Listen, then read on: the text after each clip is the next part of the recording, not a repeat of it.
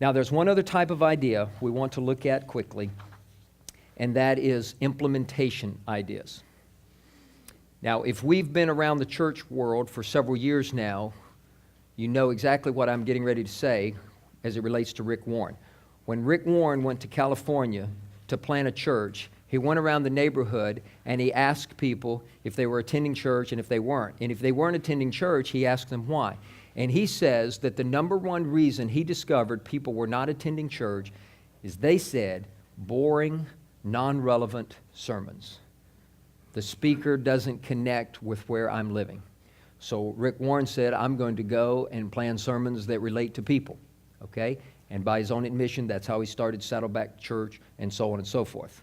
Now, what he's saying is we've got to preach to where people are. We've got to meet them, bring the Bible to where they are. We've got to be practical. We've got to be relevant. And that's what we've been going on and on about in the Ibeam. So some of our instruction ideas will fall into the implementation category, application category.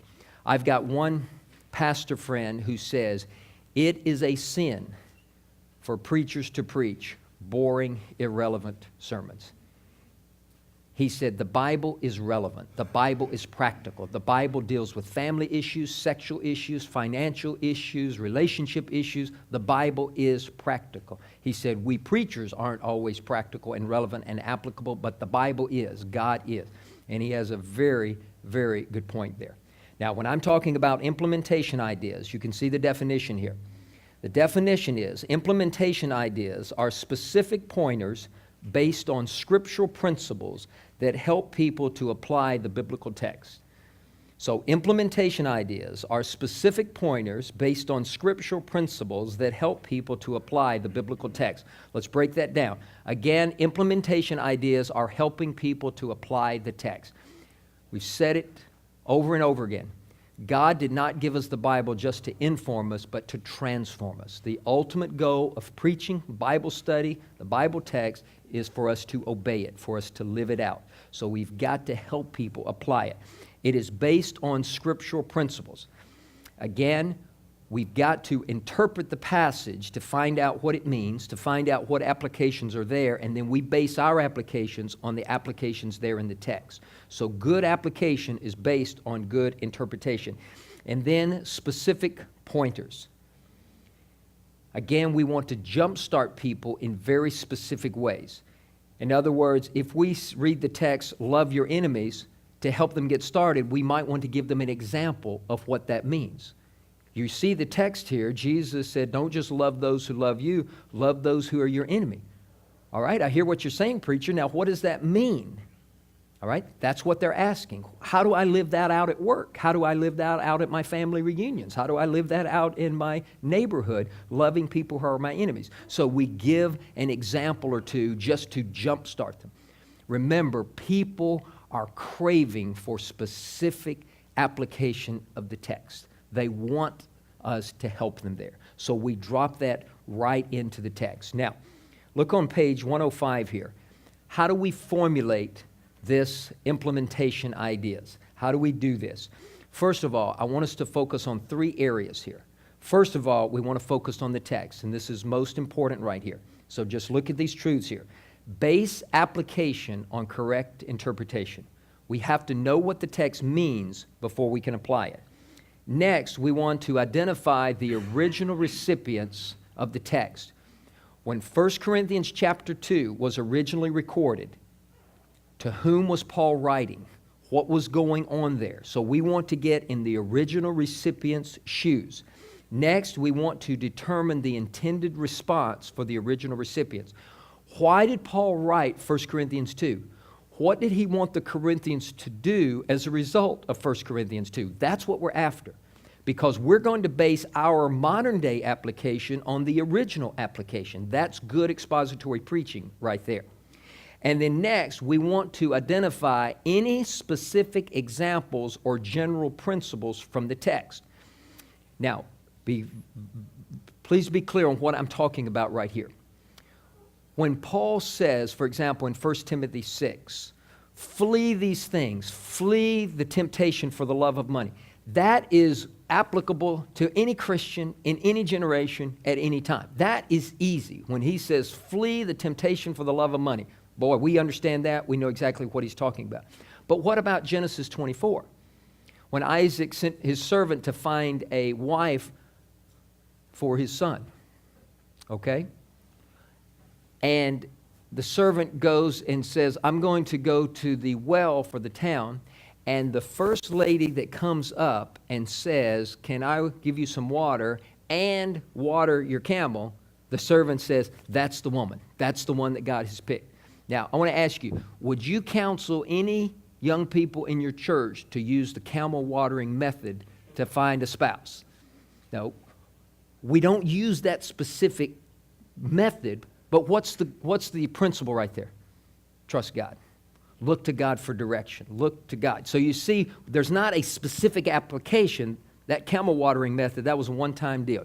That's it. It was used up once and that was over, okay? But you look for the principle. Trust God for direction. Trust God for guidance. So that's what we would apply there from Genesis 24. So you understand what I'm saying. And then, again, we suggest specific ideas to jumpstart them. That's what we're talking about. Looking at the text and finding these application ideas. Also, as it relates to implementation, we want to make sure that we apply this to ourselves. And I'm going to be very brief here, but we as preachers have to avoid the temptation that we are preaching to everybody but ourselves. We are first of all communicating to ourselves. And Ezra set the pace here. Ezra, in Ezra 7:10, it says that Ezra set his heart to study the law, to practice the law, and to teach the law. Now notice the order. He set his heart to study it. Why? So that secondly, he could do it himself. And then thirdly, he applied it to others. So we've got to be careful that we don't fall into the trap that we're taking boulders out of other people's eye or specks out of other people's eye and ignoring the boulders in our own. So apply it to ourselves. Now, in no way am I saying that we stand up and confess anything and everything in the pulpit. But at appropriate times, we need to drop in. You know, I want you to know the Lord spoke to me about this. And we tell them how we are applying it to our lives. Doesn't have to be every sermon, but you understand. People need to see our humanity. We're one of them, and we're preaching to ourselves first and foremost. Then we can make application to others. Now, one final word about this application here as it relates to others. I encourage us, in order to be practical and relevant in our teaching, notice a couple things. Observe the contemporary world. I'm not saying we have to buy every CD, we have to read People magazine every month from cover to cover. I'm just saying we need to be at least in touch with the world in which people are living.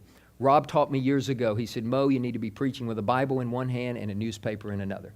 We need to observe what's going on so we can relate to people. This has changed a lot in our world, but if all possible, visit people on their own turf. Make appointments, go by their office, take them to lunch, go to a picnic or whatever, but see them in their world as much as possible so we can understand the world in which they're living, so we can be relevant, practical in our preaching, and also listen to people. When I go out to lunch with people, I'm constantly asking them questions. Now, what's happening at work? How's your financial life? How's your family life? And so on. I'm just listening. Most people are happy to tell us what's going on in their lives. And so if we connect with people in that way, then we can be much more practical and applicable in our preaching. And then also, these illustrations help us to empathize with other people, and they can see it. That is the pathos that Aristotle was talking about. Okay? So all we're saying, for each item, we're going to have a good balance between instruction, illustration, and implementation.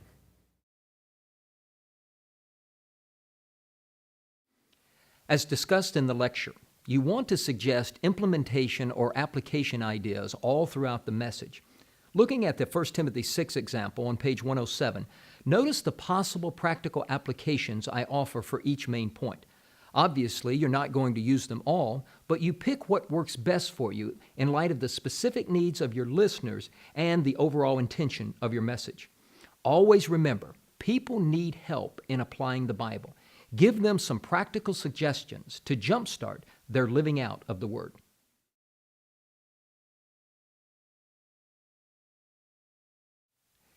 In the James 1 passage, you have two main points, which are some wording of receive the word and do the word.